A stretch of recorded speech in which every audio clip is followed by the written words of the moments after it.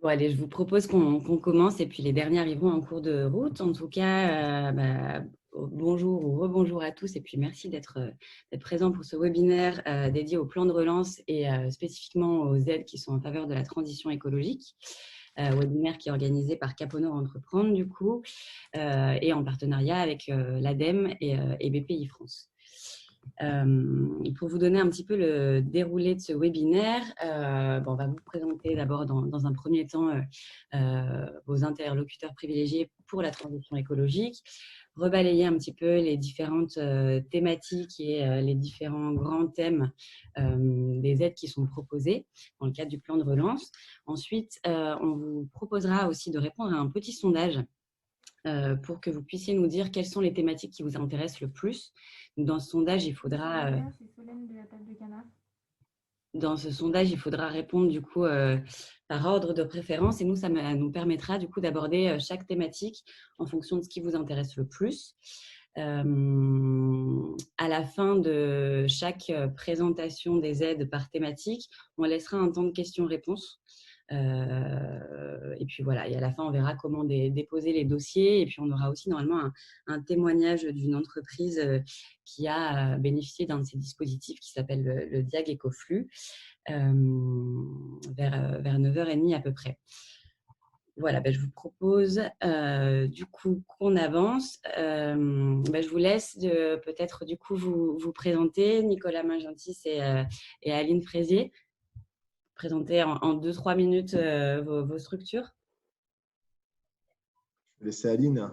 Honneur aux dames. Ok. Bonjour à tous. Aline Fraisier. Moi, je travaille à l'ADEME, à la direction régionale Provence-Alpes-Côte d'Azur, particulièrement sur les volets tremplin et fonds de tourisme durable, mais pas que. Et en fait, l'ADEME, c'est une agence d'État sous tutelle de 2 ministères. Et nous, notre mission, c'est à la fois l'expertise, le conseil et le financement envers divers cibles de la transition écologique, suivant différents thèmes dans lesquels on pourra rentrer juste après. Nicolas. Donc, bonjour à tous, Nicolas Magentis, je suis directeur régional de BPI France en région Sud. J'anime une équipe de 60 personnes sur 3 sites, Marseille, Nice et Avignon, autour de 7 métiers que représente BPI France. Donc BPI France, banque, B de banque, P de public, puisqu'on a une détention majoritairement publique de notre capital, et I comme investissement, l'idée étant de financer des projets d'investissement dans toutes les entreprises, les petites, les grosses, la création, la transmission, le bas de bilan, le haut de bilan. 7 métiers, la garantie des prêts bancaires, le soutien à l'innovation, le financement des investissements, des interventions en haut de bilan en prise de participation dans le capital des entreprises, le métier de l'accompagnement, du financement à l'international. Qu'est-ce que j'oublie d'autre? Et l'animation de tout ce qui est réseau à la création et l'entrepreneuriat. Donc voilà, c'est assez complet et une sorte de guichet unique pour accompagner les porteurs de projets, quels qu'ils soient, dans le financement de ces projets. Merci à tous les deux pour vos présentations. Du coup, chacune de vos structures, alors il y a certaines thématiques sur lesquelles vous avez des aides, des accompagnements, des offres en tout cas à proposer respectivement. Aline, je vous laisse peut-être balayer les grandes thématiques pour vous sur lesquelles vous intervenez sur la transition écologique. En effet, alors ça, c'est les grandes thématiques qui ont été fléchées pour le budget du plan de relance, en l'occurrence. On a effectivement la décarbonation de l'industrie. Là, ça va plutôt viser réduire justement les émissions de gaz à effet de serre, donc des sites industriels. Donc, on a soit un appel à projet pour tout ce qui est investissement au-delà de 3 millions, soit ça va être via le guichet ASP avec une liste de matériel éligible. Et il y a d'ailleurs eu fin mai un élargissement de cette liste avec 3 catégories de matériel supplémentaires. Ensuite, on a également le soutien au développement de l'hydrogène renouvelable bas carbone, et on a d'ailleurs divers projets en PACA. Ensuite, on a la thématique économie circulaire et déchets, et notamment effectivement beaucoup de soutien sur les plastiques à usage unique, justement pour les réduire, avec divers plutôt sous la forme d'appel à projet. Néanmoins, il y a souvent première vague et seconde vague. Donc, c'est vrai, on verra tout à l'heure, par exemple, sur l'appel à projet biodéchets qui s'est terminé hier. En fait, en l'occurrence, il y aura une seconde vague en automne. Donc, c'est toujours intéressant de vérifier les dates sur notre site. Ensuite, il y avait une enveloppe dédiée au soutien des PME qui s'engagent dans la transition écologique. Là-dedans, ça va être soit de l'éco-conception, donc des soutiens soit aux études, soit aux investissements. On a également donc, le dispositif tremplin à destination de toutes les PME. Et on avait également les appels à projets entreprises engagées pour la transition écologique. C'était plutôt soutien aux innovations. Néanmoins, celui-ci est terminé pour le coup. Ensuite, il y a toute une enveloppe sur la reconversion des friches. Cité sol pollué. Et on a également le fonds tourisme durable qui a été lancé récemment et qui est opéré par nos 2 partenaires régionaux, que sont le réseau des CCI et le réseau des parcs naturels régionaux. Et pour le coup, c'est plutôt à destination des restaurateurs et hébergements touristiques en zone rurale et peu dense. Il faut vérifier si la commune est éligible. Voilà pour les grandes thématiques. Donc, je répète, ça, c'est effectivement pour le plan de relance. Après, voilà, on a plus globalement des thématiques qui sont évidemment liées à celle-là, avec des dispositifs plus classiques de l'ADEME. Et côté BPI France, dans toutes les orientations stratégiques que nous avons souhaité prendre sur l'année 2021, la partie climat fait partie intégrante de notre ADN et de cette stratégie-là, autour de 3 thématiques qui vont être d'accompagner la transition écologique et énergétique de toutes les entreprises du territoire au travers de prêts que nous présenterons et d'accompagnement sous forme de coaching. On présentera le diagnostic écoflux. C'est une thématique qui est une deuxième thématique importante pour BPI France, c'est le développement des énergies renouvelables. On fait partie des banques précurseurs sur le financement des parcs photovoltaïques, de l'éolien, de la méthanisation et de tout ce qui est hydro, etc. Au travers de financements sur les sociétés projets. Un des acteurs est présent autour de ce webinaire, mais également sur un outil de renforcement de fonds propres qui est important sur cette activité qui est très capitalistique pour pouvoir continuer à grandir. Et pour finir, dans les métiers de BPI France, il y a le soutien aux entreprises innovantes et on est persuadé que la transition écologique et énergétique des entreprises PME plus classiques passera par des technologies développées par ce qu'on appelle des green tech, donc des startups spécialisées dans tout ce qui est vert. Et donc, on est là pour les accompagner dans leur croissance et faire émerger leur innovation pour qu'elles atteignent leur marché le plus rapidement possible. On ne fera pas un focus, mais je peux vous en parler 3 minutes. C'est juste de la subvention, de l'avance récupérable ou du prêt visant à financer toutes les dépenses de recherche et de développement dans ces entreprises-là, dans le but d'accélérer la mise sur le marché, l'industrialisation et la commercialisation de leur innovation. Donc, 3 thématiques sur 3 piliers dans le plan climat de BPI France. Ok, merci pour ces précisions. Comme ça vous donne à tous une vue très, très globale de tous les sujets sur lesquels interviennent l'ADEME et la BPI. Pour simplifier un petit peu la donne, on a essayé avec Célia, du coup, qui est en service civique avec nous sur le pôle cadre de vie RSE de Cap-au-Nord Entreprendre, de regrouper les aides du plan de relance par thématique et pour pouvoir vraiment vous donner une vue pratique des dispositifs d'accompagnement qui existent pour chacune. Donc, on les a regroupés en 5 thématiques. Donc, la première thématique concerne la RSE au sens général. On va parler du coup de stratégie RSE, de diagnostic, de bilan d'émissions de gaz à effet de serre. La seconde thématique qui est liée à l'énergie, donc c'est une thématique assez dense au niveau des accompagnements.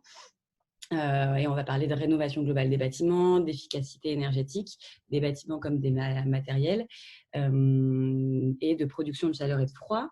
Ensuite, on a une troisième thématique qui est l'économie circulaire, donc avec tout ce qui est diagnostic, bilan et gestion des flux, et puis aussi du coup gestion des déchets et valorisation. Ensuite, on a une quatrième thématique qui est l'éco-conception, où là, on va plutôt avoir des dispositifs qui vont concerner les premiers pas dans ce type de démarche. Il va y avoir des dispositifs par rapport à l'affichage environnemental, la certification, les labels, etc. Et ensuite, la cinquième grande thématique, du coup, c'est la thématique de la mobilité, où vous pouvez avoir des dispositifs en faveur du coup de plans de mobilité ou pour des véhicules ou des dispositifs qui vont simplement favoriser les mobilités douces. Et puis, on a aussi justement avec nous Bérénice, du coup, qui est en service civique sur le pôle mobilité de Cap-Nord Entreprendre et qui pourra aussi vous proposer quelques solutions qu'on propose chez Cap-Nord Entreprendre en la matière. Ce que je vous propose pour que ce soit vraiment le plus intéressant et le plus utile pour vous, du coup, c'est de répondre d'abord à un petit sondage. Comme je le disais tout à l'heure, donc soit vous pouvez scanner le QR code avec votre téléphone pour accéder au sondage, soit Célia, si tu peux mettre dans le chat le lien, ah bah voilà, je crois que c'est déjà fait, super. Voilà, on vous laisse juste 2 petites minutes pour répondre à ce sondage et classer du coup par ordre d'intérêt les 5 thématiques qu'on vient de voir. L'idée, c'est vraiment ensuite qu'on se concentre et qu'on approfondisse les thématiques qui vous intéressent le plus. Voilà, on vous laisse y répondre. Célia, du coup, c'est toi qui as accès au sondage. Est-ce que déjà, c'est bon pour tout le monde ce sondage? Est-ce que vous arrivez à y accéder?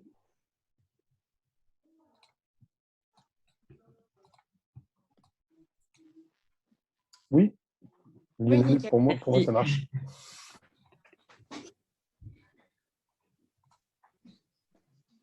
Alors, pour les quelques personnes arrivées encore en cours de route, on fait un petit sondage pour voir les thématiques qui vous intéressent le plus et celles qu'on va approfondir du coup le plus dans ce webinaire qui se veut plutôt un webinaire pratique qu'un webinaire théorique. Donc, on aura, après chaque passage en revue des différents dispositifs d'accompagnement par thématique, un temps d'échange et de questions-réponses sur chacune de ces thématiques. Pour que, voilà, le but, c'est que vraiment vous puissiez prendre connaissance des dispositifs et voir ce qui vous correspond le mieux et poser aussi vos questions si vous avez des doutes sur certains dispositifs, sur certains de vos projets, etc. Célia, si tu as accès au sondage, est-ce qu'on a eu des réponses? Parce que du coup, moi, je n'ai pas accès.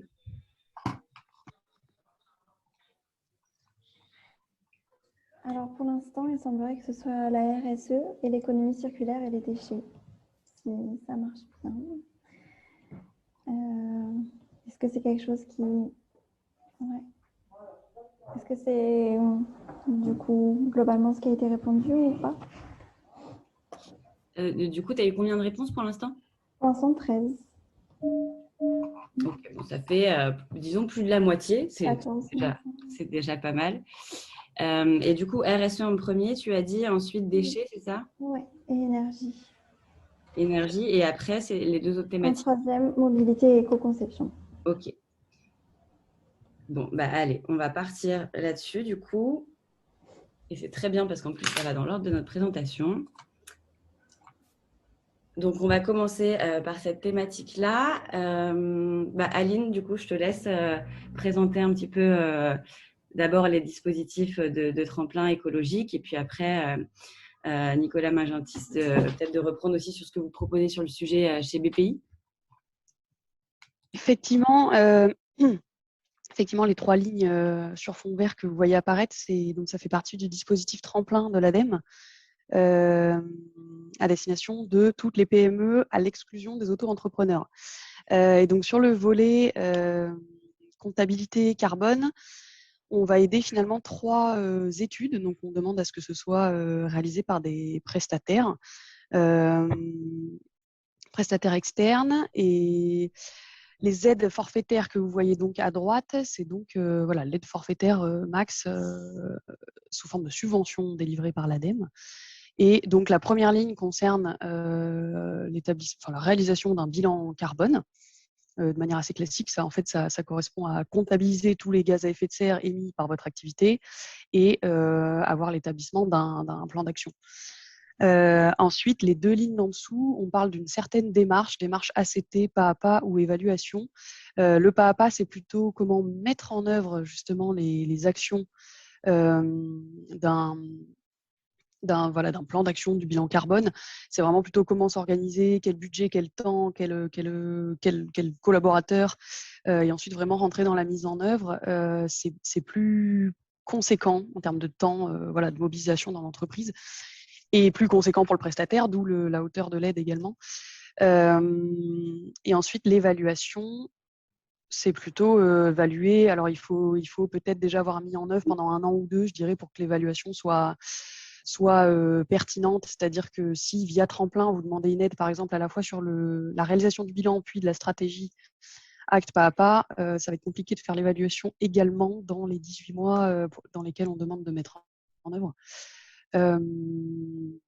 Voilà, que dire de plus? Je pense que je peux m'arrêter là. Non, attendez, excusez-moi. Effectivement, le ACT pas à pas et le ACT évaluation, voilà. Ce que je voulais dire, c'est que c'est des prestataires qui doivent être formés à cette méthode. Et en fait, sur le site, il y a un site dédié à ça, vous retrouvez la liste des bureaux d'études formés à cette méthode. Et donc, ça doit être un prestataire issu de ces bureaux d'études. D'accord. Et Voilà, je vous passe la main. Juste une petite question, du coup, cette liste par curiosité, est-ce que certains prestataires peuvent aussi se proposer du coup comme nouveaux prestataires pour cet accompagnement ou là c'est fixé et arrêté? Non, c'est pas fixé, arrêté. Le but justement, c'est de former de plus en plus de prestataires et bureaux d'études. Par contre, du coup, ils doivent. Alors, comment ça se passe? Je ne sais pas s'il faut contacter l'ADEME via ce site ou autrement, mais néanmoins, il y a des sessions de formation qui sont organisées assez régulièrement pour former 5 à 10 consultants ou bureaux d'études. Et enfin, voilà, il faut faire partie d'une session de formation par l'ADEME. Ok, d'accord, très bien. Merci en tout cas pour la présentation de ces dispositifs. Nicolas Magentis, on vous laisse du coup nous parler un petit peu de ce que vous proposez à la BPI.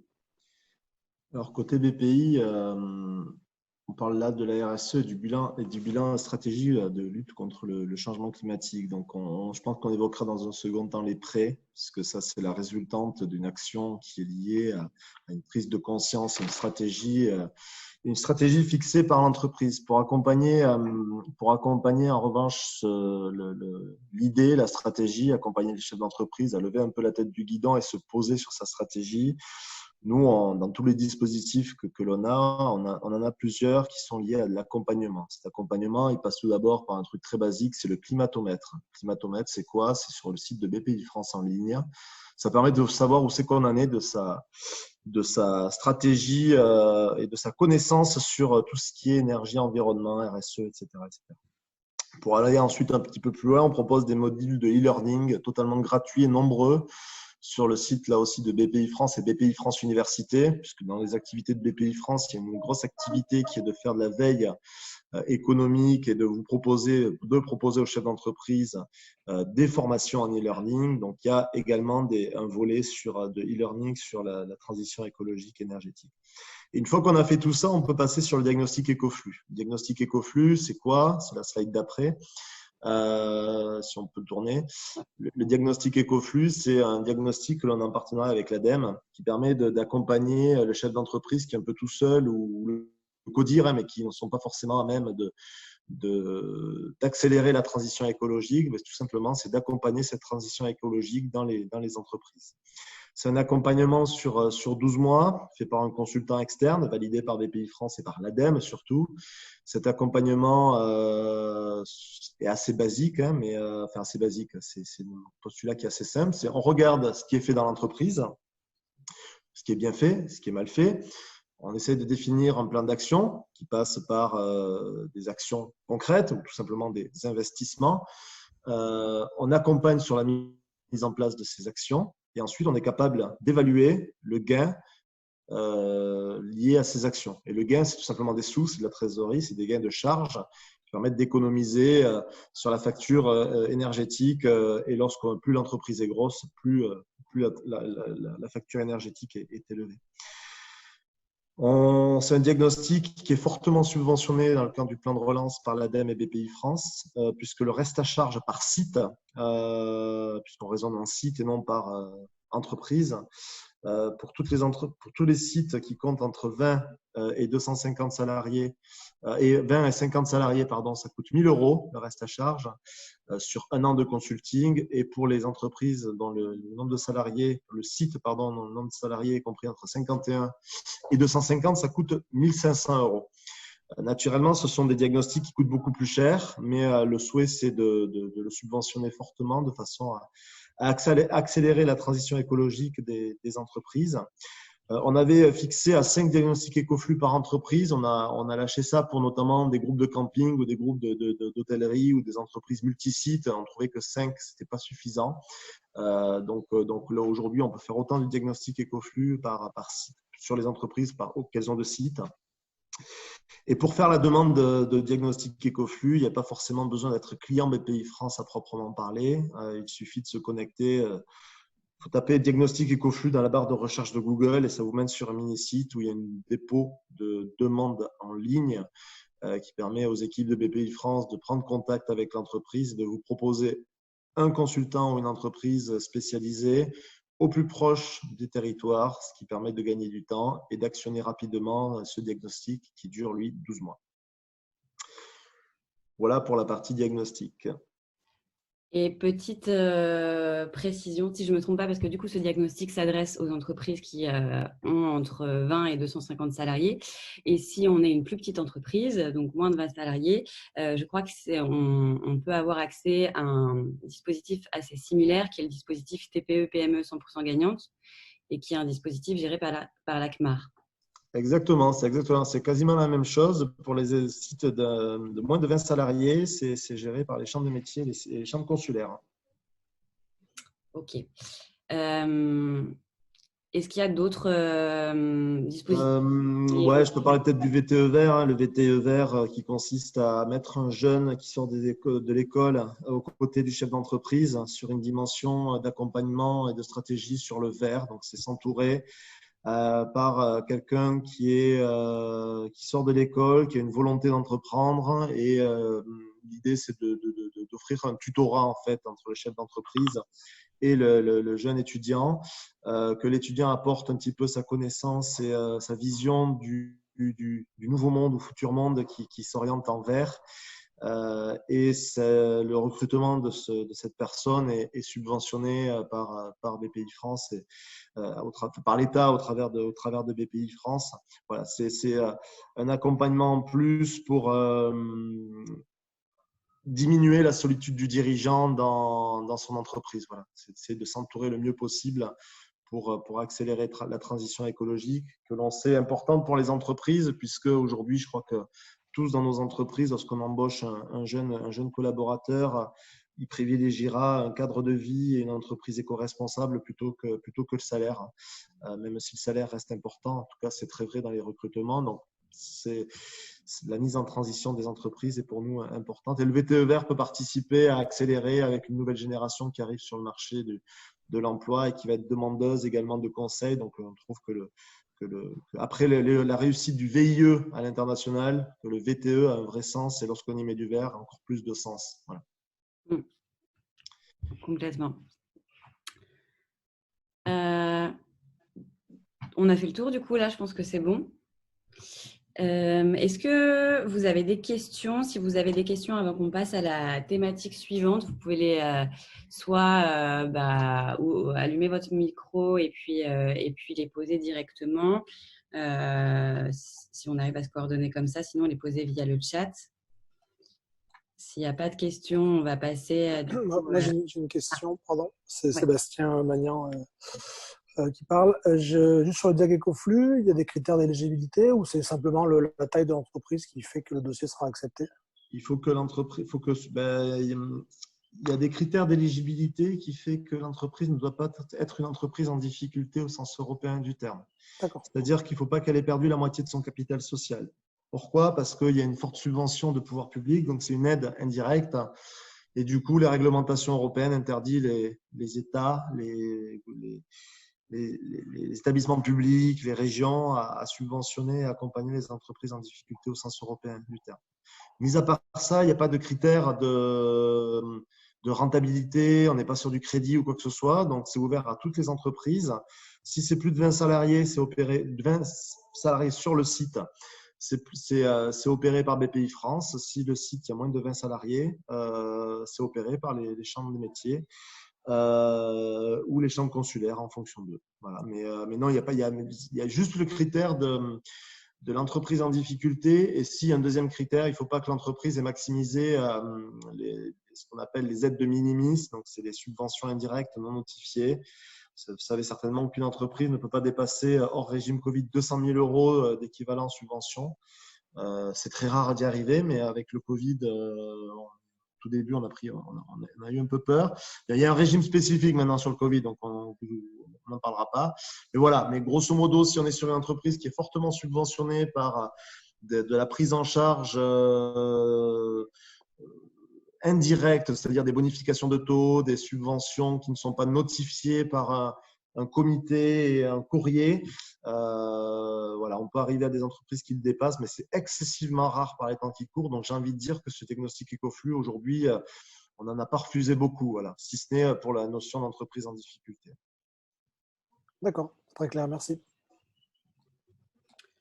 Est-ce qu'on parle des prêts, puisque j'ai vu que dans la présentation, c'était en suivant pour éviter d'y revenir, notamment sur le prêt vert? Alors, on peut en parler, mais peut-être juste dans 2 minutes. J'ai vu que je crois que Guillaume Fievé, du coup, de la Compagnie du Midi, Savonnerie du Midi, vient de nous rejoindre.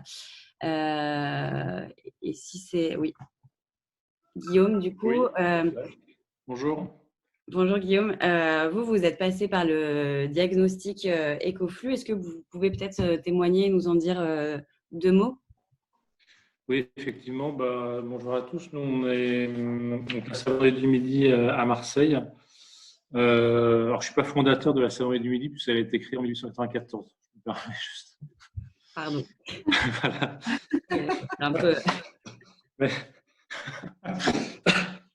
Donc, effectivement, on a c'est un site de production et on y a relancé les chaudrons en 2018-2019. Et suite à cette phase d'investissement, on a pu échanger avec BPI pour le diagnostic Ecoflux, diagnostic qu'on a contractualisé début d'année 2021. Il y a eu un audit avec une personne qui est venue sur le site, c'était très très bien, qui a rédigé un rapport sur tout ce qui est eau, électricité, rejet et déchets. Donc on en sort avec une liste d'actions qu'on a déjà commencé à mettre en œuvre. Et très sincèrement, le diagnostic était extrêmement complet. Il y avait des choses, le fait d'être vu par une personne extérieure, ça aide aussi, parce qu'il y a des choses où parfois on est le nez dedans et on ne voit plus certaines choses. Et ça allait de points techniques parfois complexes sur les rejets à des points beaucoup plus simples, mais qu'on peut mettre en œuvre et qu'on n'avait pas forcément identifié, sur des arrêts de machines la nuit, en termes de compresseurs, en termes de groupes froids, etc. Et donc, on est très heureux d'avoir participé, d'avoir conduit ce diagnostic Ecoflux, et on a déjà commencé à mettre en œuvre certaines de ces actions. Voilà. Donc, et les liens avec BPI et l'ADEME se sont très bien déroulés, que ce soit pour la contractualisation ou l'aide à la prise en charge. Ok, merci pour ce témoignage. Et alors du coup, vu que vous êtes en cours du coup de lancement de ces actions, je ne sais pas si vous aurez déjà des chiffres, mais est-ce que vous avez une idée peut-être des bénéfices, que ce soit écologiques mais aussi économiques, que va vous permettre du coup de réaliser ce diagnostic? Alors en termes économiques, moi j'ai en tête que, alors je l'ai pas sous les yeux là, mais j'ai en tête des économies potentielles à l'année de 30 à 40 000 euros. Ok. Voilà, si on liste tout, c'est tout sauf négligeable. Ok. Et sur le plan écologique, bon, c'est plus difficile d'avoir un seul chiffre, mais… Oui, ça va être des économies en termes d'énergie consommée. Puis ça nous a permis aussi d'introduire dans notre démarche RSE des nouveaux indicateurs pour ce site en termes de suivi. Et donc, Là, par contre, effectivement, j'ai pas de chiffres parce que c'est des économies machine par machine et j'ai pas, voilà, là, je peux pas vous communiquer de chiffres. Ok, oui, je comprends.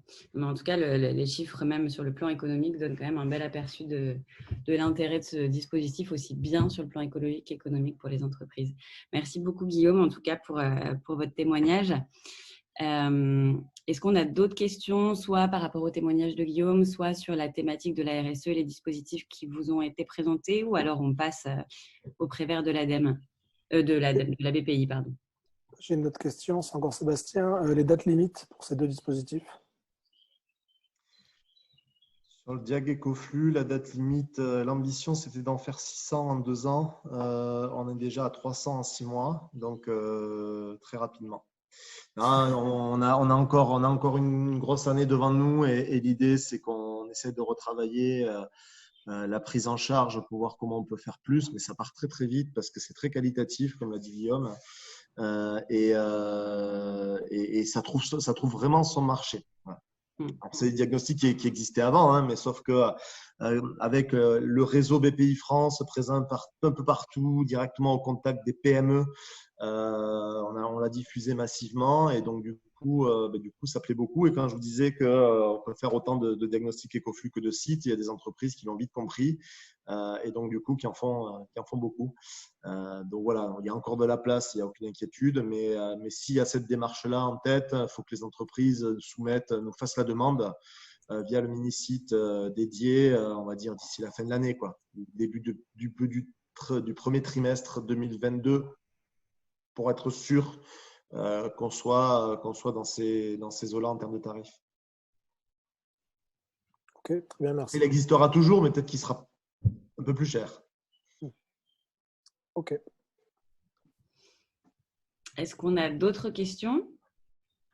Plus je vois que le temps file. Oui, peut-être une, Yves Doma, là, pareil. Concernant le tremplin ADEME, est-ce qu'on a une idée également de où on en est du programme en termes de nombre d'entreprises engagées, budget déjà engagé? Alors, pour le coup, de notre côté, il y a un peu plus urgence. Probablement que Tremplin va prendre fin juin ou mi-juillet. Nous, on est vraiment sur le principe premier arrivé, premier servi jusqu'à épuisement du budget. Et j'ai pas du tout pour le moment, de visu sur une possible pérennisation de ce type de dispositif. Dans tous les cas, il changera, mais on remarque aussi l'intérêt d'avoir cette sorte de guichet de financement qui regroupe diverses thématiques à destination des PME, qui peut être plus facilement sollicitable ou compréhensible.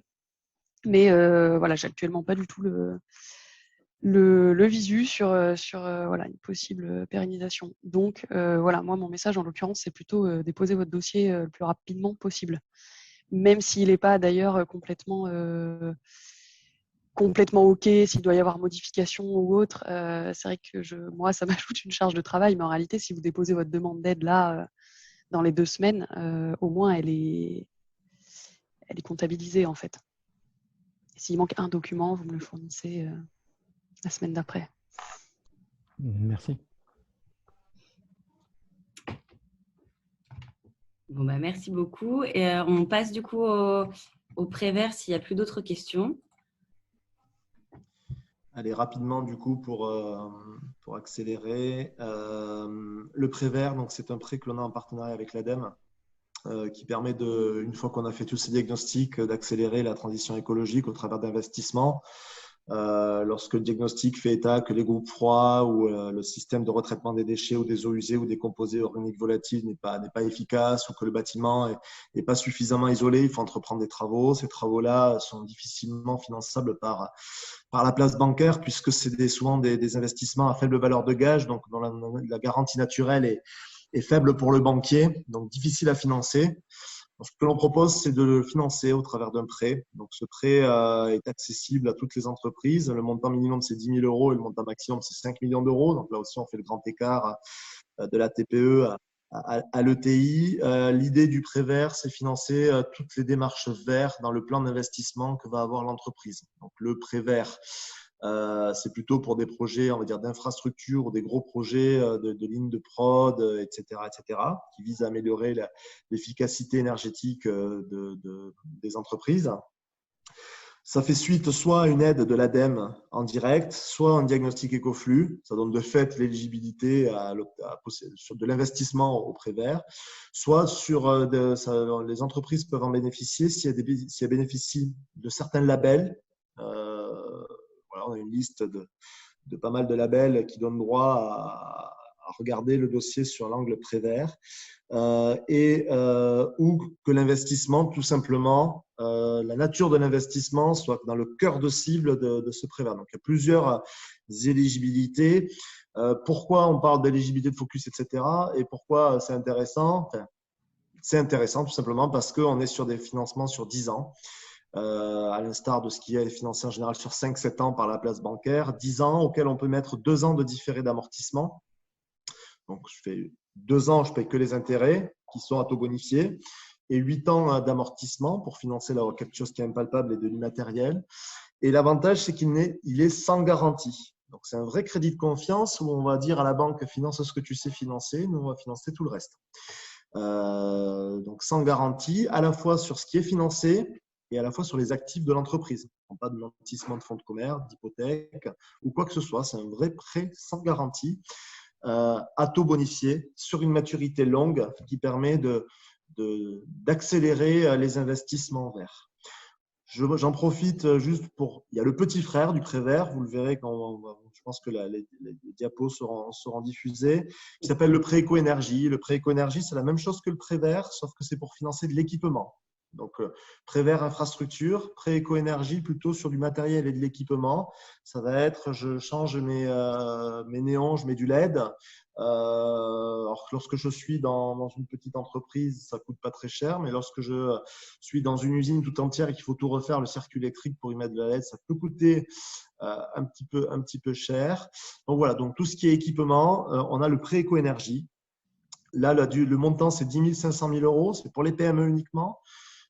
C'est majoritairement pour de l'équipement et tout ce qui va être le besoin en fonds de roulement lié à l'investissement. On peut prendre de la trésorerie liée à cet investissement, donc la formation des collaborateurs à des gestes éco-responsables. C'est très, très large. Là, on est sur un crédit sur 7 ans avec 2 années de différé d'amortissement là aussi et un taux qui est bonifié, non pas par l'ADEME, au BPI ou l'État dans le cadre du plan de relance, mais bonifié par les obligés. Donc, les obligés qui sont entre guillemets, les gros pollueurs ou les industriels qui polluent le plus et qui délivrent une bonification de taux en contrepartie de certificats d'éco-énergie qu'on leur délivre pour qu'ils puissent un petit peu polluer. C'est pas très fun tout ça, mais ça permet aux entreprises TPE, PME beaucoup plus nombreuses sur le territoire de bénéficier de taux bonifiés et d'un accompagnement massif pour, elles, accélérer leur transition écologique. Voilà.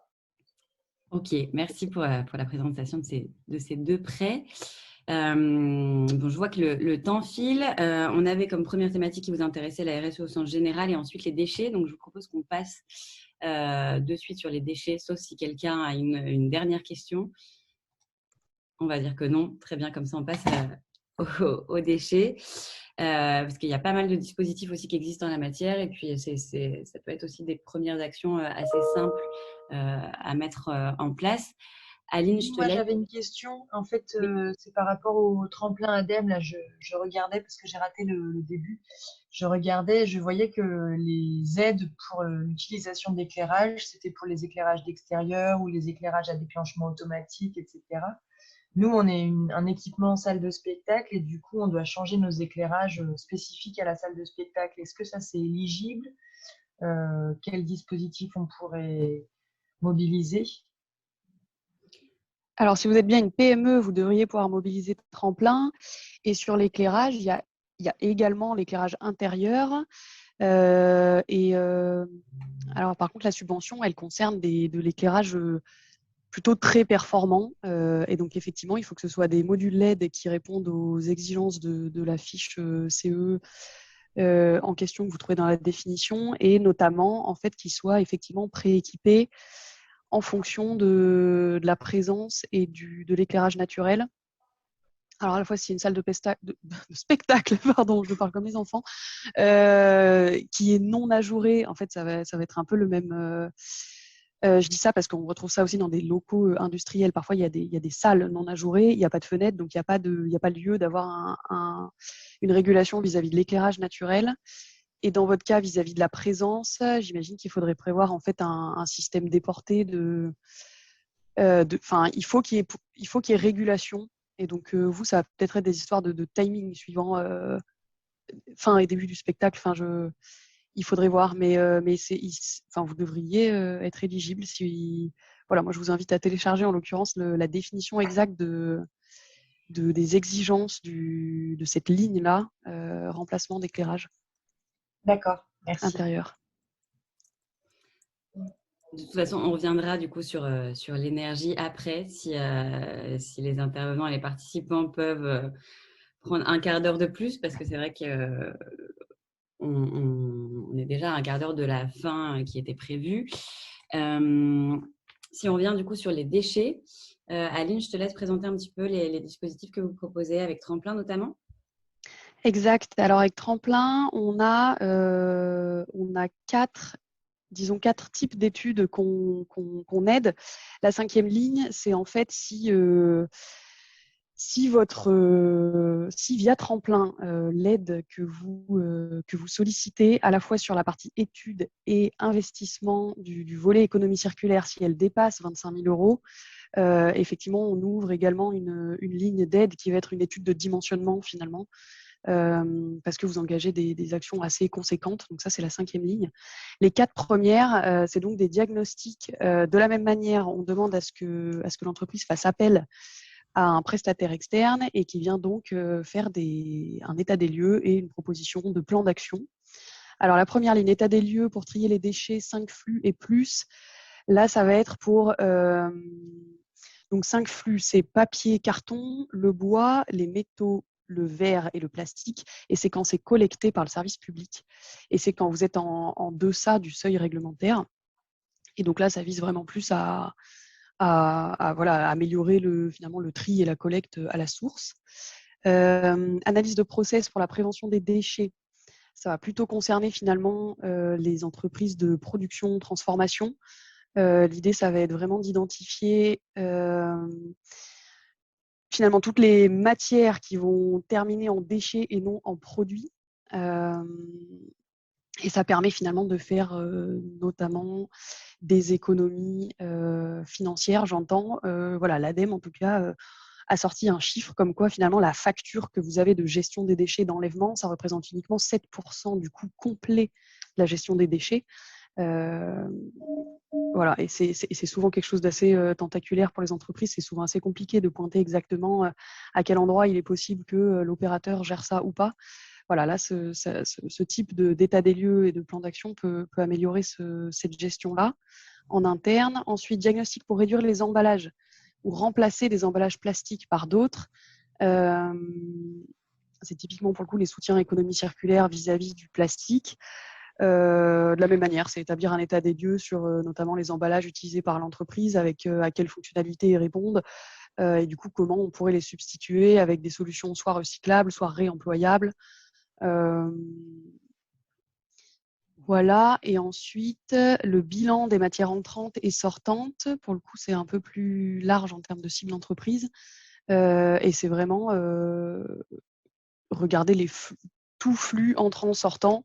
Et ça permet de connaître exactement, finalement, de quelle matière, voire fournisseur vous dépendez, qu'est-ce qui peut être réduit ou non, qu'est-ce qui peut être remplacé de la même manière, soit par des choses recyclables ou réemployables, voir qu'est-ce qui peut se passer aussi dans les futures années vis-à-vis de certaines matières, ce qui a pu d'ailleurs se passer avec certaines pénuries pendant le Covid également.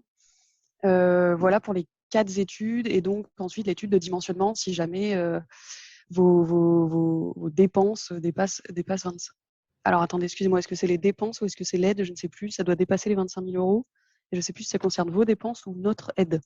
Je peux regarder ça. Investissement important supérieur à 25 000 euros. Non, donc c'est bien, si vos dépenses dépassent 25 000 euros, pardon, vous avez droit à cette ligne en plus pour effectivement dimensionner correctement vos investissements. Voilà pour moi. Ok, et puis je crois qu'après, c'est encore pour toi sur les biodéchets, justement, et sur le gaspillage des invendus non alimentaires. Ah oui, pardon.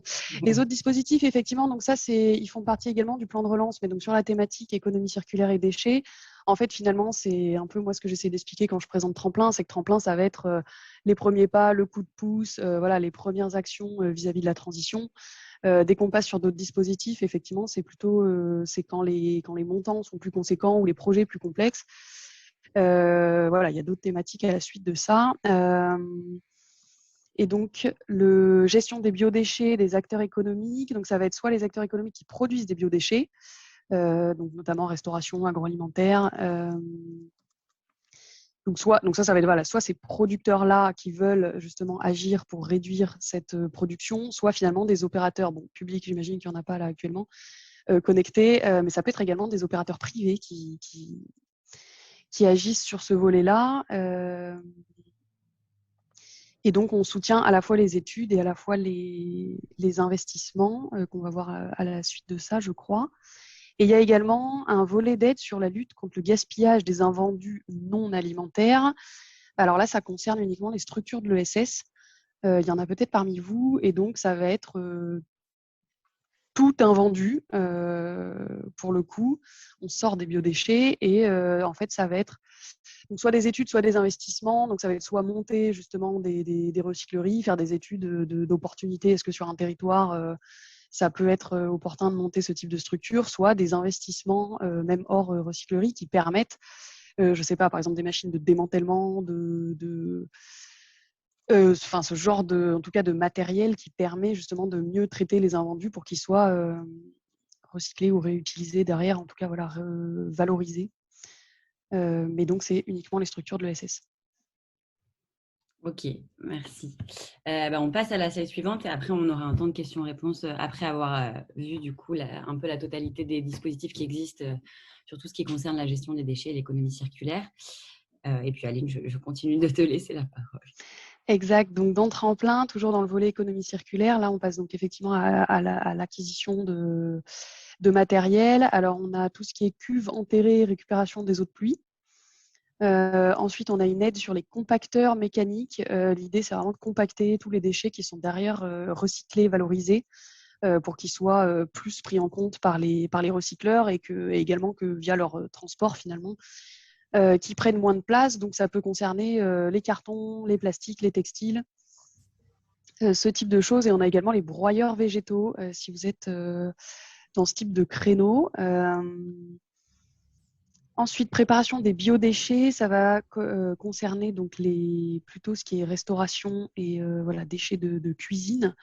Donc là, c'est plutôt une aide à tout ce qui peut permettre une pré-collecte et un tri à la source plus performant, disons. Et en fait, on a une ligne en plus qui est apparue il y a quelques semaines qui, de la même manière, est dédiée à la restauration, qui va être l'acquisition d'emballages réemployables en substitution de tout ce qui est plastique à usage unique. Et en fait, il faut que ce soit donc réemployable. Il faut monter un circuit. En tout cas, il faut inciter les clients à pouvoir le rapporter. Et il faut également que ce soit recyclable. Et actuellement, ce qu'on considère comme recyclable, ça va être donc des solutions qui sont soit en verre, soit en papier carton, soit en métal, soit du plastique. Alors en plastique, on peut avoir soit du PET, soit du PE, soit du PP rigide. Et on peut accepter également les matières qui sont, dont les filières de recyclage sont en cours de mise en place, qui sont bien parties en tout cas. Et donc, ça va être le polystyrène rigide, le bois et le liège. Donc, si vous avez une solution d'emballage qui fait partie de ces matières-là, qui sera réemployée, nous, on a une aide à l'acquisition de ça via Tremplin. Donc, c'est une ligne en plus pour le coup. Désolée, j'avais pas vu qu'elle était manquante. Elle a été ajoutée en fait il y a quelques jours même. Ensuite, on a l'aide à l'acquisition de composteurs. Un composteur en bac, c'est un composteur un peu tout ce qu'il y a de plus classique. Ce qu'on appelle un pavillon de compostage, ça va être plutôt c'est un peu plus conséquent. Ça va être un chalet de compostage avec divers bacs. Ensuite, acquisition. Ah, mais si, autant pour moi, il est là. Ah oui. Acquisition. Autant pour moi, parce que moi, je l'ai au-dessus, mais je suis désolée. Donc, c'est ça, acquisition d'emballage. Donc, c'était ce dont je parlais, mais donc, c'est uniquement pour les entreprises de la restauration. Et ensuite, on a des aides qui sont dédiées à certains secteurs également. Donc, pour le BTP, on va avoir tout ce qui est concasseur mobile. Donc, l'idée, ça va être vraiment de concasser les déchets inertes sur site, sur chantier. Et ensuite, ça va être soit des bennes compartimentées, soit des contenants de type Big Bag pour gérer justement les 7 flux sur les chantiers. Donc, c'est dédié au BTP. Alors, c'est la section F des codes NAF, la section construction en tout cas. Voilà, si vous avez ce code NAF, vous avez la ligne d'aide qui va être ouverte. Et par contre, on en a donc une autre ligne qui va être la soutien aux réparateurs, donc tous ceux qui agissent dans la réparation, mais donc hors vélo et hors automobile. On peut vous soutenir. Pour le coup, le coût plancher de tremplin uniquement sur cette ligne-là est abaissé à 2 500, alors que sinon, c'est 5 000 € d'aide, le coût plancher pour que le dossier soit éligible. Et donc, pour les réparateurs, finalement, ça va être n'importe quel type d'appareil qui permet d'aider la réparation de votre secteur. Moi, j'avais par exemple eu le cas ça peut être soit des scanners, des imprimantes 3D, ce genre de choses, mais il faut que l'imprimante 3D, typiquement, soit dédiée uniquement au fait de fabriquer, remplacer des pièces de SAV. Donc, c'est vraiment dans le but de réparation. Et donc, dans les autres dispositifs hors tremplin, on a effectivement l'appel à projet PACA Biodec, tri à la source et valorisation des biodéchets. Donc là, c'est biodéchets des ménages. Et en fait, alors le volet 1 va concerner plutôt les collectivités, opérateurs privés, les syndicats. Et le volet 2 de l'appel à projet peut être donc sollicité par des acteurs économiques privés. Et en fait, il faut qu'il y ait au moins 50% des biodéchets dans votre projet qui proviennent de ménages. Donc, on peut avoir quand même également 50% de biodéchets venant d'acteurs économiques. Dommage ensuite, Ah, dommage, vous pourrez lui transmettre l'information. Oui. Effectivement, il faut qu'il regarde le volet 2 de l'appel à projet. Ça peut effectivement le concerner. Et comme je disais, il a été terminé hier, mais il y aura une seconde vague à l'automne. Donc, il faudra regarder à ce moment-là.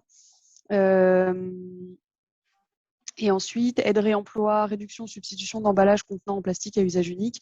En fait, de la même manière, on a un peu la première aide qui est via tremplin. Et si vous avez un projet plus conséquent en termes de montant, de dépenses, de complexité de montage, il faut directement en fait aller voir les appels à projets. Et en fait, tremplin, l'idée, c'est de déposer assez directement un dossier. Sur les autres appels à projets, c'est mieux de contacter l'ADEME, contacter l'ingénieur thématique. Comme ça, il peut à la fois conseiller, à la fois sur le projet et sur le montage de dossier. Voilà. Merci pour ces riches présentations. Est-ce que certains ont des questions? On va en prendre, je pense, deux maximum si on veut pouvoir balayer un petit peu l'énergie. Je ne sais pas, vous, peut-être de votre côté déjà, Aline et Nicolas, est-ce que vous pouvez rester un quart d'heure de plus pour qu'on ait le temps de passer aussi sur l'énergie? Super. C'est OK.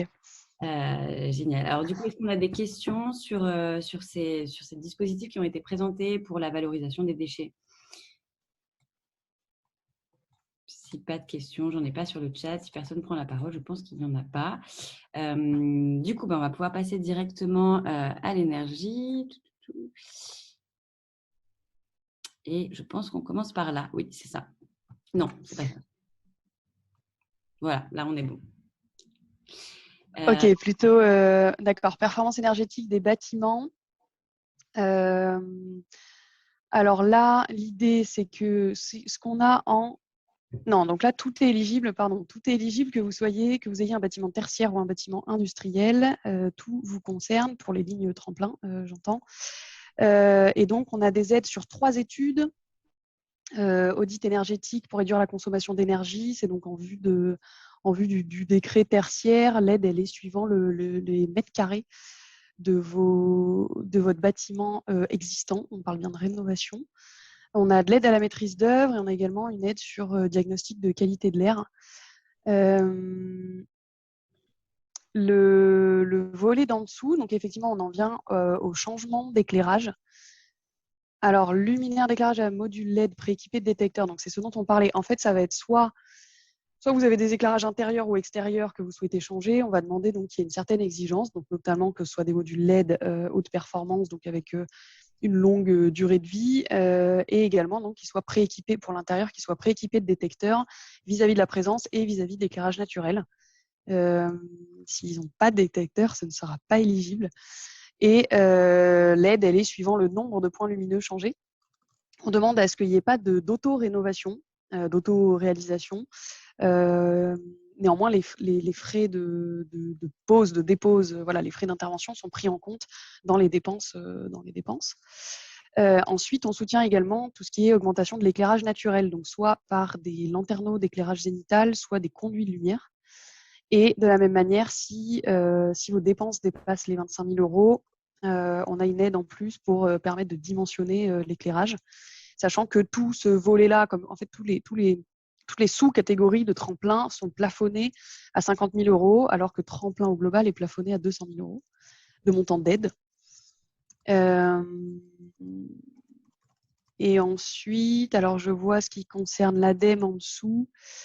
Alors, on peut parler quand même du crédit d'impôt pour la rénovation énergétique des TPE-PME. Ça, effectivement, il faut aller voir directement sur le site du gouvernement. C'est un crédit d'impôt, comme son nom l'indique, soit sur l'impôt sur le revenu, soit sur l'impôt sur la société. Et ça concerne donc les bâtiments tertiaires des PME. Il y a une liste d'actions de rénovation éligibles. Et en fait, là, nous, ce qu'on a mis dans le tremplin, que vous voyez soit dans l'éclairage, soit les études, en fait, ça ne fait pas partie du crédit d'impôt. Par contre, ce qu'on va voir sur la prochaine slide, nous, quand on aide l'investissement, c'est uniquement pour les bâtiments industriels, mais en fait, c'est parce que les bâtiments tertiaires bénéficient déjà du crédit d'impôt. Donc, finalement, vous allez retrouver les mêmes actions. Mais en fait, suivant votre usage de bâtiment, finalement, vous allez voir soit tremplin, soit le crédit d'impôt. Et ensuite, l'appel à projet Décarb Indus. C'est vrai que ça concerne plutôt les appels à projets, les montants d'investissement au-delà de 3 millions. Donc, il y a également, il faut penser au guichet de l'ASP, qui a donc une liste de matériel éligible sur le fait de donc, soit réduire la consommation des procédés, soit permettre la régulation. Voilà, ça va être ce type de matériel. Il y a une liste de matériel éligible et il faut aller voir sur le site de l'ASP. Et le reste est de BPI. Ouais, côté BPI France, ce que je disais tout à l'heure, hein, lorsqu'on est sur la rénovation des bâtiments, lorsqu'on est sur la coquille, donc le bâtiment pré-vert, lorsqu'on est sur ce qu'il y a à l'intérieur du bâtiment et le matériel, pré-éco-énergie. Voilà. Et peut-être parler de l'accélérateur décarbonation. C'est un accélérateur que l'on a en partenariat avec l'ADEME. Lorsqu'on fait un diagnostic écoflux, on fait une mission spot pendant 12 mois, mais une mission spot sur un item qui est le diagnostic écoflux, la meilleure gestion de ces flux d'eau, énergie, déchets, etc., etc. L'accélérateur, c'est quoi? C'est de faire ça en promotion avec 20-25 entreprises qui sont dans une promotion qui va durer 24 mois, dans lequel on met 3 items, des cours universitaires pour le dirigeant et son codir, des missions spécifiques dans l'entreprise au nombre de 3 ou de 4, et de la mise en relation avec tous les partenaires de BPI France et de l'ADEME au sens large, et de la mise en réseau. Cet esprit promotion permet d'être ensemble, de grandir ensemble et de voir des bonnes pratiques chez les uns les autres. Et ce qui marche le plus, c'est ça, c'est les échanges informels dans le cadre de l'esprit promotion. Donc, toutes les entreprises PME qui souhaitent accélérer leur décarbonation, quelle qu'elle soit, peuvent bénéficier d'un accélérateur qui va être thématique, puisqu'on a beaucoup d'accélérateurs, hein, des généralistes, des régionaux, des locaux, des sectoriels, etc. Mais là, c'est un accélérateur thématique pour les PME industrielles ou non qui souhaitent se décarboner massivement et d'arriver sur du zéro carbone ou du très bas carbone en termes d'émissions. Donc voilà, c'est un accélérateur qui coûte un peu plus cher que le simple diagnostic écoflux, mais qui lui aussi est fortement subventionné par l'ADEME et BPI France. Merci à tous les deux. Avant qu'on passe sur les autres aides sur l'énergie, on a une question de Julia de la table de Cana qui demande est-ce que la collecte des biodéchets peut être financée dans un des appels à projets ou seulement la pré-collecte? J'ai vu la question quand on avait commencé l'énergie. Non. Alors, la collecte ne peut pas être financée ni via Tremplin, ni via les 2 appels à projets. En fait, ça va être vraiment… dans Tremplin, ça va être vraiment effectivement améliorer le tri et la pré-collecte sur site. Dans l'appel à projet, alors attendez, ça va être celui qui concerne les biodéchets des acteurs économiques, ça va être plutôt de la même manière un pré-traitement des déchets, donc c'est-à-dire par exemple des machines de désemballage, puis les outils, enfin les composteurs, finalement les outils de compostage de ces biodéchets. Et de la même manière, donc sur le deuxième appel à projet qui est plutôt biodéchets des ménages, ça va être l'aide au compostage de ces biodéchets. Donc il n'y a pas la partie collecte. Est-ce que c'est plus clair pour toi, du coup, Julia? Oui, merci. Parfait. Du coup, si on continue sur l'énergie, donc ça, on en a parlé. Et je te repasse le relais, Aline. Alors, sur l'énergie, remplacement des équipements de froid commercial, ça va être en fait tout ce qui est meubles effectivement, meubles de vente réfrigérés. Donc, tout type, armoire, vitrine, chambre froide, meubles de présentation. Je n'ai pas exactement les mots techniques, mais voilà, tout ça peut rentrer. Et donc, les diverses aides qui n'ont pas les mêmes montants, parce que finalement, ce n'est pas les mêmes performances en termes de changement vis-à-vis de l'impact.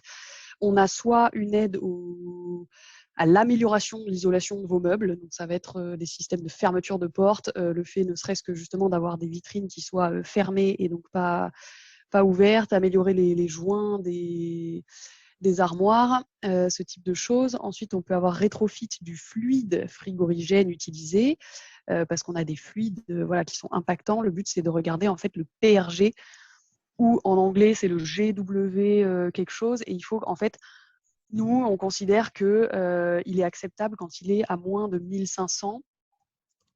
Et je ne connais plus l'unité. En tout cas, c'est une espèce de pouvoir réchauffant de l'atmosphère de ce fluide. Et donc, vous pouvez regarder sur Internet le gaz utilisé dans votre équipement de froid. Si le PRG est à moins de 1500, nous, on l'acceptera via tremplin et a priori, c'est qu'il est performant.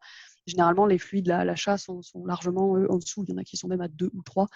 Donc voilà, on incite à remplacer ça. Et ensuite, on aide également donc, le remplacement total de l'équipement plus du groupe et du fluide. Et donc là, on a deux cases, deux lignes d'aide différentes. Soit vous avez un groupe logé, c'est-à-dire que le groupe frigorigène est à l'intérieur de votre armoire, par exemple. Soit vous avez un groupe déporté qui, lui, peut alimenter en froid divers équipements. Donc, par exemple, si vous avez 5 vitrines qui sont alimentées par un seul groupe déporté, le montant d'aide est plus conséquent parce qu'en fait, c'est plus performant. Voilà. Ok, merci. Et les derniers dispositifs. Exact. Alors là, on revient sur de la rénovation de bâtiments et donc cette fois, ça va être éligible uniquement donc, aux bâtiments industriels ou agricoles. Je le répète, les bâtiments tertiaires peuvent aller voir du coup le crédit d'impôt rénovation des bâtiments tertiaires des PME. Et en fait, on a la partie soit production de chaleur et de froid, donc les énergies renouvelables. Donc ça va être soit de la géothermie ou du géocooling, donc dans l'autre sens pour refroidir, les pompes à chaleur solaro-thermiques, le solaire thermique. Effectivement, nous, à l'ADEME, on n'aide pas au solaire électrique, photovoltaïque, production d'électricité. En fait, il faut savoir quand on installe finalement des panneaux photovoltaïques en métropole, c'est assez vite rentable, que ce soit en autoconsommation ou en revente, seulement en fait, soit vis-à-vis des économies que vous faites sur votre site, soit vis-à-vis finalement du tarif d'achat de cette électricité. Donc nous, à l'ADEME, on aide ce qui est solaire thermique. Et ensuite, on peut aider donc, à la création ou extension d'un réseau de chaleur ou de froid, soit au sein de votre propre site, soit donc raccordement à un réseau de chaleur qui doit être lui-même alimenté à plus de 65% par une énergie renouvelable. Et ensuite, on aide également l'acquisition ou le changement de chaudières biomasse, donc qui fonctionnent, par exemple, granulé, c'est assez classique. Ça peut être en fait tout produit connexe de l'industrie bois et dont la puissance est inférieure à 1200 MWh, sachant qu'en fait, si c'est au-delà, de la même manière, donc tremplin, c'est un peu l'aide des installations faible puissance, disons, et quand vous passez au-delà, on a le fonds chaleur qui peut aider les entreprises, sachant qu'on a une aide aux études préalables avant d'établir votre solution de production de chaleur ou de froid, et une aide aux investissements, de la même manière que ce soit des chaudières ou autres, via le fonds chaleur.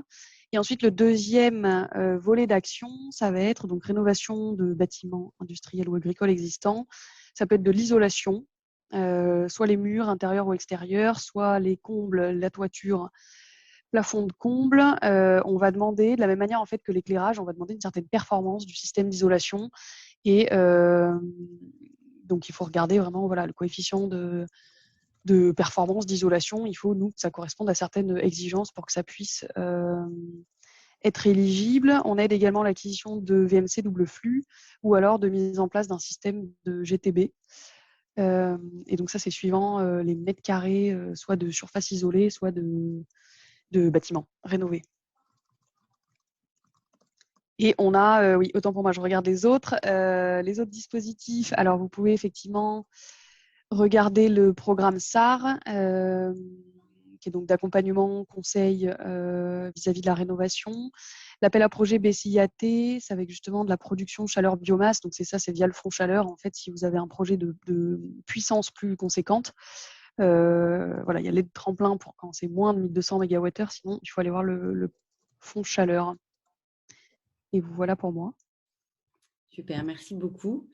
Est-ce qu'on a des questions par rapport à tous ces dispositifs ?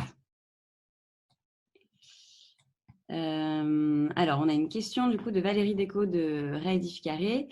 Est-ce qu'une demande au titre de mise en œuvre d'un affichage environnemental pour des produits de services de l'entreprise peut concerner un module de calcul sur une plateforme numérique pour le réemploi des matériaux de construction ?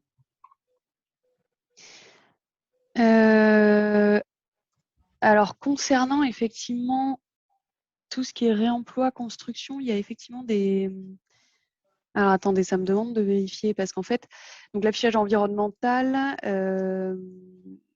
l'idée, c'est donc bien de connaître l'impact des services et des produits et donc de les classifier, finalement, de les noter suivant ce qui existe sur le marché. Et donc, ça concerne certains secteurs dont le référentiel a été développé. Donc, effectivement, ça, c'est aidé dans Tremplin.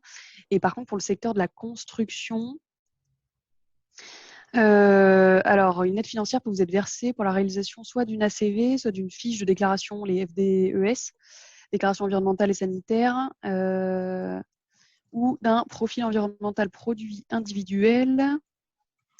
Et donc, il faudra alimenter les bases de données adéquates. Calculer un module de calcul sur un plateforme. Oui. Tout dépend ce que ça calcule, du coup. Pardon, en fait, c'est Valérie Déco. En fait, c'est une plateforme qui recense tous les matériaux issus de bâtiments qui vont être démolis et qui ont un potentiel de réemploi et qui peuvent être réservés par des concepteurs ou des maîtres d'ouvrage pour être intégrés dans leur projet.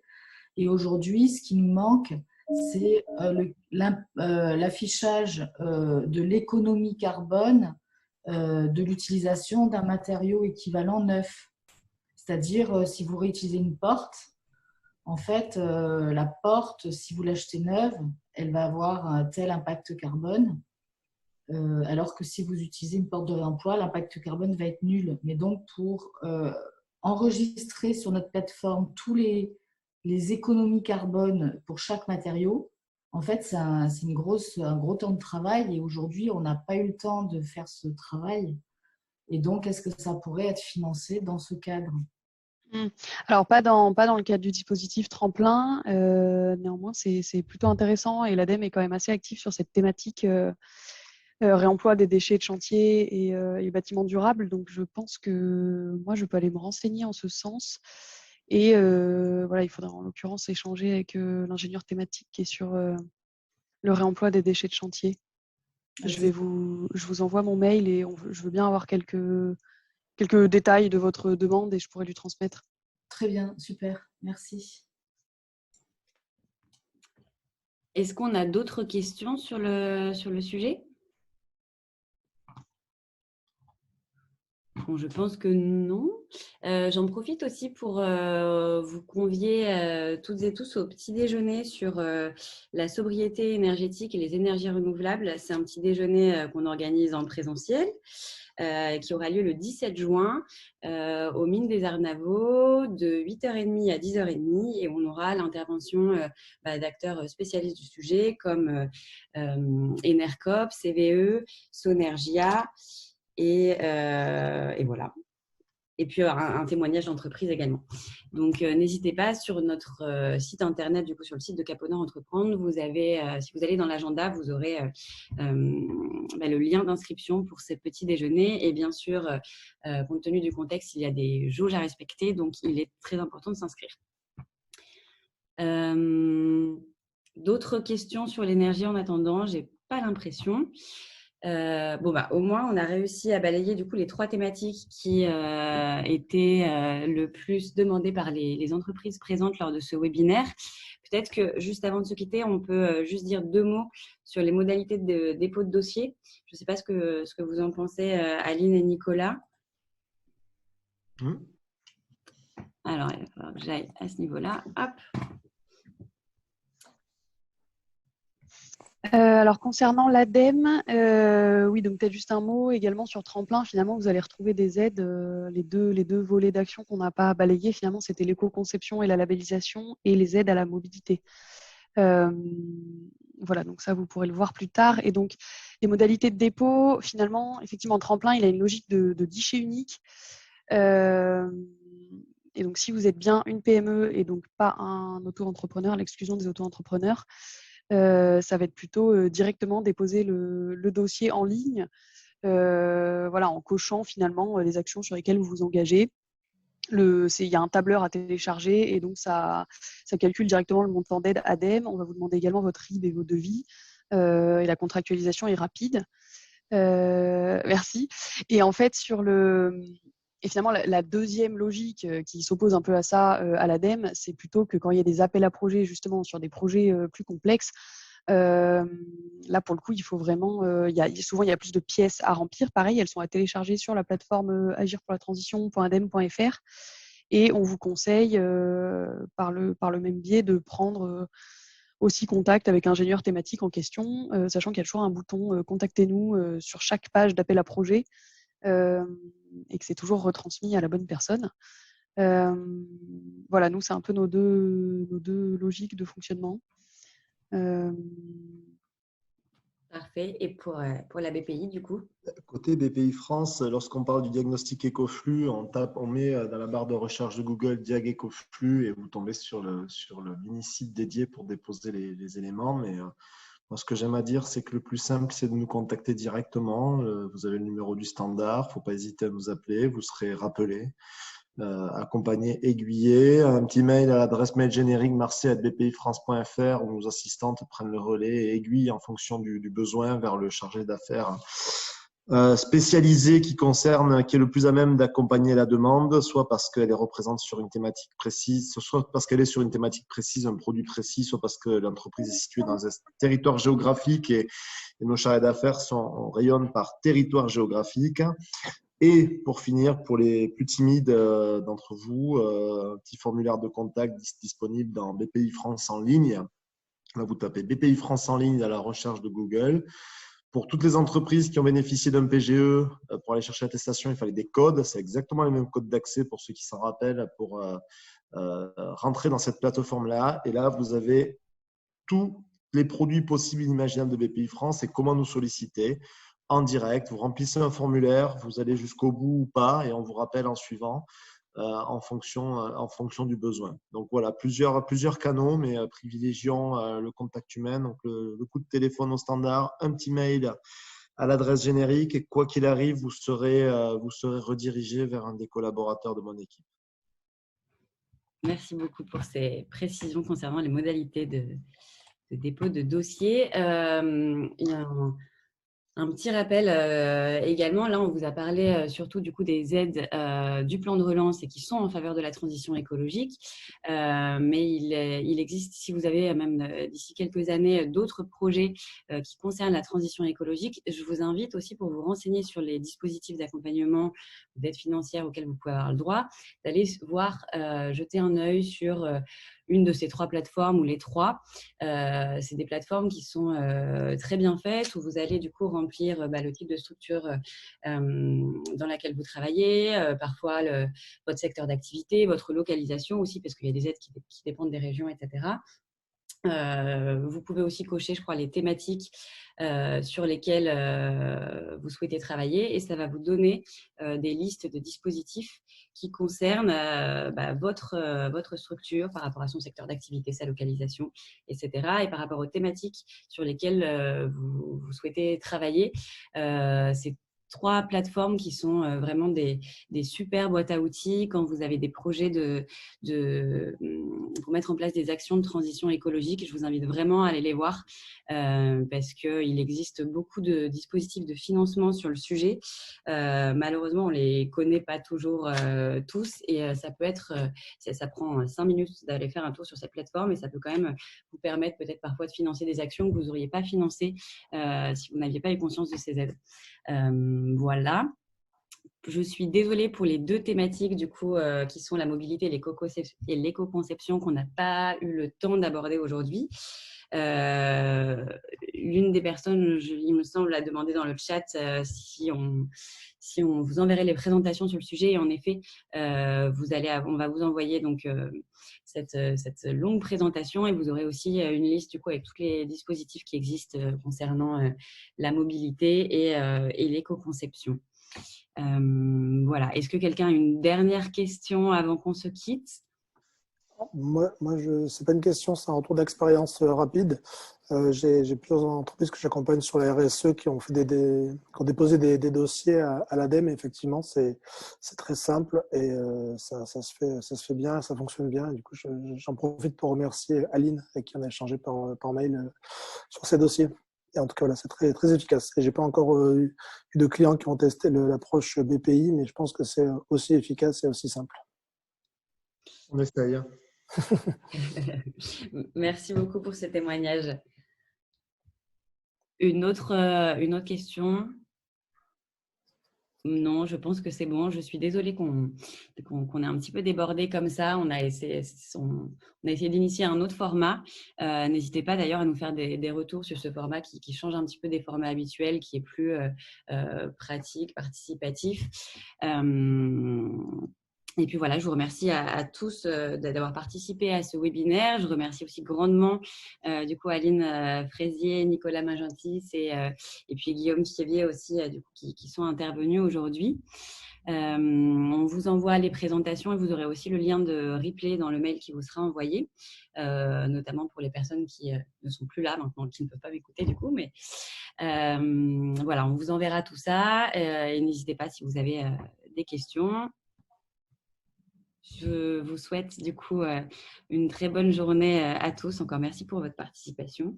Et puis j'espère que ce webinaire vous aura été utile et qui vous permettra de financer des projets de transition écologique. Je vous souhaite une bonne journée à tous. Merci Maïté, à bientôt. Merci, au revoir. Merci à tous. Au revoir. Au revoir, bonne journée.